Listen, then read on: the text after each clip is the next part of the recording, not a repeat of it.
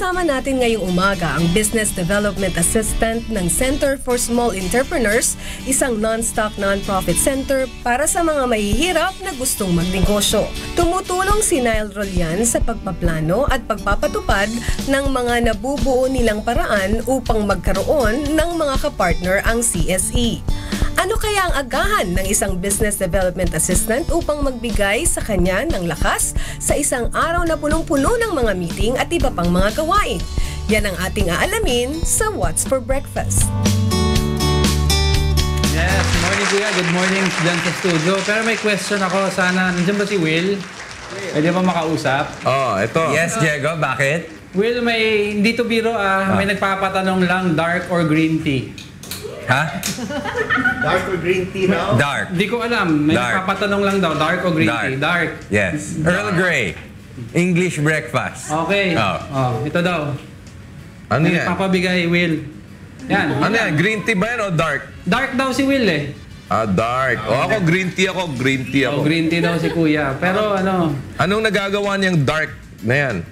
tsokolate yan kuya eh. Tsokolate. Kala ko ba tea? Hindi nga. Dark chocolates or green tea chocolates. Is it ano? Is it Kit Kat? Yes. Kit Kat. Oy, green tea, papalit. Kala ko naman tea talaga eh. Akala ko nga tea. Akala ko din. Galing kanino? Galing kanino? Galing kay Ninang. Oh, okay. Thank you. Alright. Masarap sa kape. Ay, masarap sa tsa yan. Oo, yung tsa talaga. Oh, pero yung kanina pinapatugtog ko, ano yon? The good, the bad, and the ugly. Oh, para alam lang din ninyo. Oh, di ba? Eto, Diego. Alam mo ba to? Pakinggan mo, ah.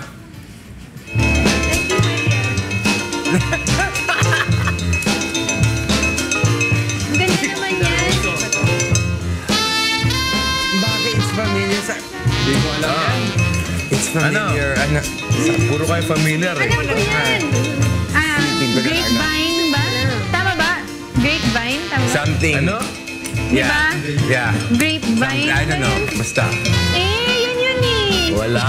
Di Mga yun. panis kayo. Sige. Sige, almusal muna tayo, Diego. Yun. Diba? Background natin yan.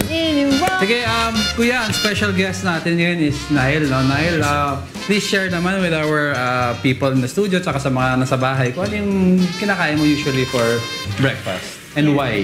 Yan. So, good morning po sa ating mga kasama ngayong umaga, sa mga nanonood. Ang aking breakfast po for everyday is cheese white onion omelette. Yan. So, it's not a regular omelette po. So, yung regular omelette kasi is egg lang siya, scrambled egg and then filling with some cheese and other herbs. So, yung aking omelette is with milk and all-purpose flour. So yung pinaka-base ng omelette mo is milk. Yes, sir. Ba't may flour pa? Yung all-purpose flour, all-purpose cream, I mean. Yung all-purpose cream kasi, siya yung nagbibigay ng thickness dun sa omelette. So para pang very rich. Yes. Sige, paki-share yung ingredients natin. So, ang ating ingredients for omelette is egg, oil or butter, white onion, milk, all-purpose cream, parsley, and cheese.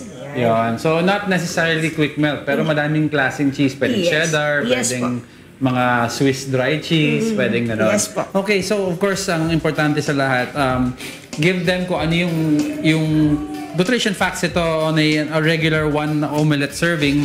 Roughly about 81 grams ata yung weight ng standard size. Ilan mga calories to?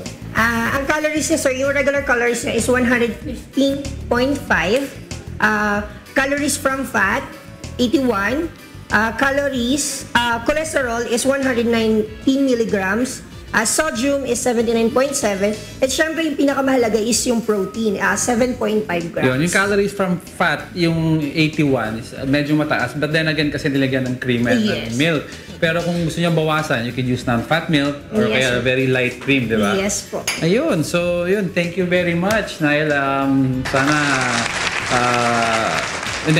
well, matitikman namin yan sa loob and then we hope you enjoy it. Yes, sir. Thank you. Balik sa inyo dyan.